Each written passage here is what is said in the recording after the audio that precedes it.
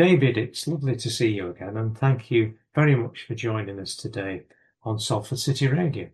No, well, thanks for inviting me, and it's always a pleasure to come along actually and talk to Salford Radio as well. Yeah, we've been doing these quite a lot now, haven't we, over the years? Yeah, we have rather actually. So Joe's kindly provided us some questions really for you to go through, David. So I'll make a start on these. So you wrote in your blog, davidhencke.com, about sWomen now postponed judicial review on mediation and WASPI Limited solicitors' correspondence with Edwin Co. LLP.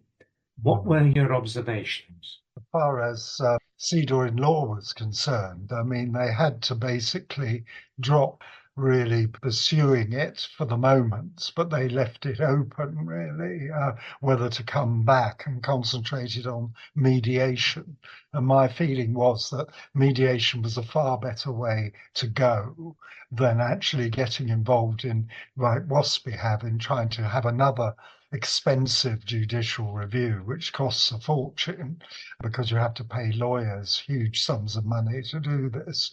And I also thought that they were, as far as WASPI were concerned, they seemed to be backing on a rather, so we say, sticky wicket, because the problem they've got is that the Ombudsman has only agreed to partial maladministration, and furthermore didn't make it a firm recommendation in the sense that he left it to Parliament to decide, which is really unusual for Ombudsmen. They normally come out with findings and say this is what should happen.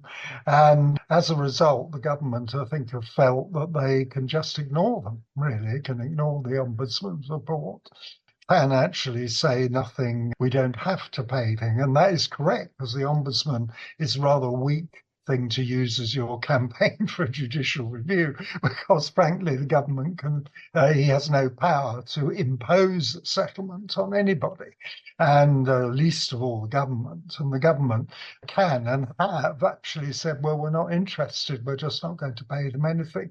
We're sorry there was a bit of maladministration, but as far as we're concerned, there's no compensation for you at all.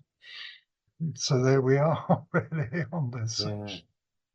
I mean, the Ombudsman's changed now. It's not the chap that was there before. It's a different one now, I believe, is it?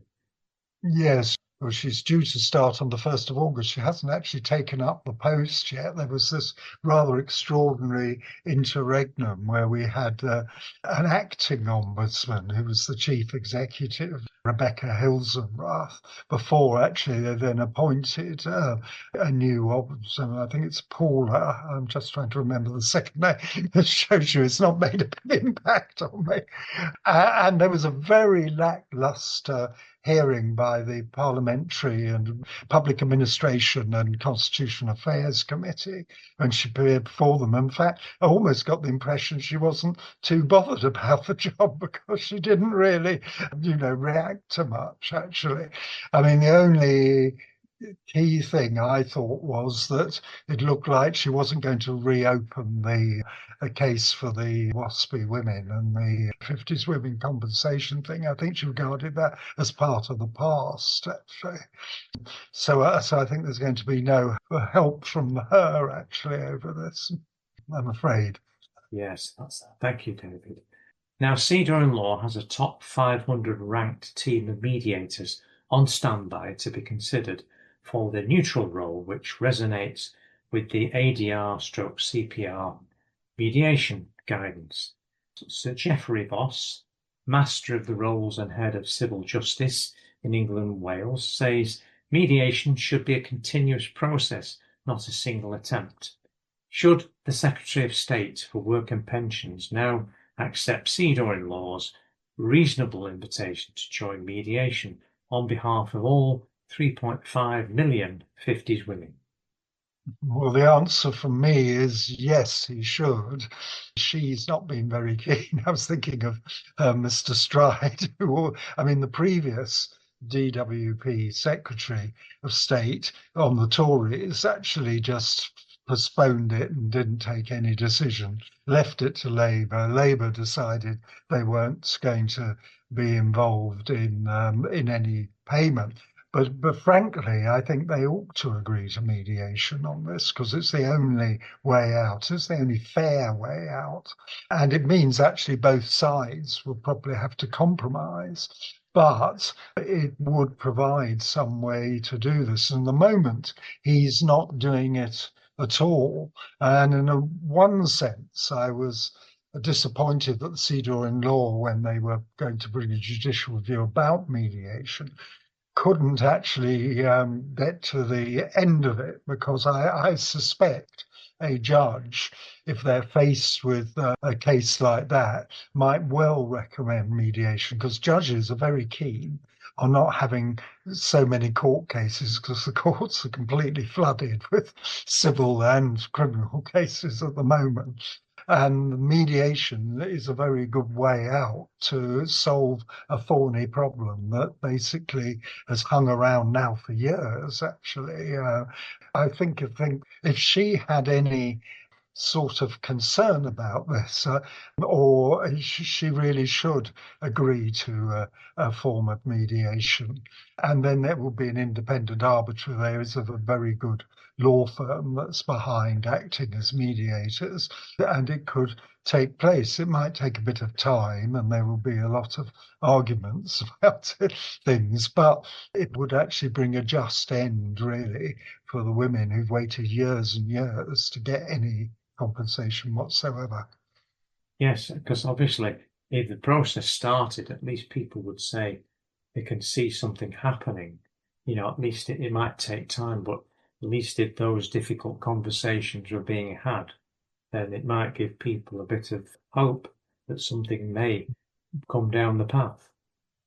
Yes, and actually there is not a lot of hope at the moment. I mean, I'm afraid I won't go on too much about it, but WASB, by saying they're going for judicial review, I think, I've noticed that it hasn't happened yet. And the first stage they've got to do is to get permission. And there was a rather extraordinary situation there that they basically applied for a cost capping thing, which would normally be heard in a public hearing.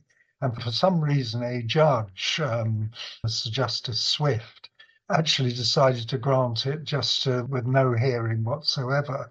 And actually, I thought that Seador Law played a very good role in trying to be a friend of the court, to actually point out there was a much broader issue than the narrow issue of the Ombudsman report, because it's also not only about maladministration, it's actually more seriously about discrimination, because the women never had the chance on an equal footing with men to build up the pensions in the first place. So the discrimination took place in the past, but it's actually very relevant, actually, to a solution now. Yeah, thank you, David. Now, Seador Law has published a toast to those supporting 1950s women, claiming proven enforceable laws, ethics, and the moral high ground are on side all 1950s women. Is the law a slingshot? Would Lord Hermer's guidance to government lawyers assist, or is the reality a little more complicated? Well, actually, the decision to have alternative disputes resolution is now considered by this new government as one way forward. So in a way that assists the idea of getting something done, actually, in that way. The problem is, if one side, and at the moment it's the DWP, says they're not going to participate in any way and so on, you can't absolutely force them. The only person, funnily enough, who can force them is a judge, actually, who could say, right, there is a case here and there must be mediation. And the government couldn't ignore a judge like that, or if they did, they would be in serious trouble, and the government's in enough serious trouble as it is with pensioners. various issues.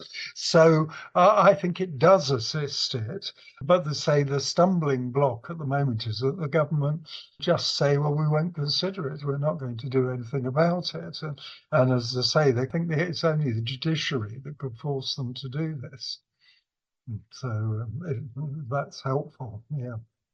David, thank you for all the support you give to 1950s women. I know you can, over many years, your blog has supported them and identified the injustices and things. So, I think that they'll value the support that you give them.